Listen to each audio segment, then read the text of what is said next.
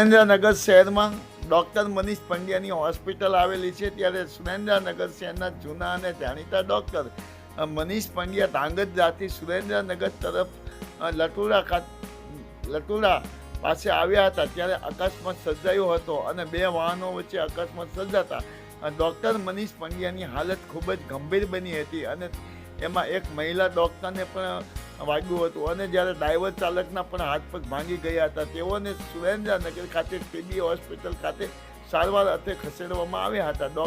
સુરેન્દ્રનગર શહેરના જૂના અને જાણીતા ડૉક્ટર પ્રખ્યાત તબીબી એવા મનીષ પંડ્યાની હાલત ખૂબ જ સિરિયસ થતા તેઓને મોડી સાંજે અમદાવાદ ખાતે વધુ સારવાર માટે અમદાવાદ ખાતે પ્રાઇવેટ હોસ્પિટલ ખાતે ખસેડવામાં આવ્યા હતા.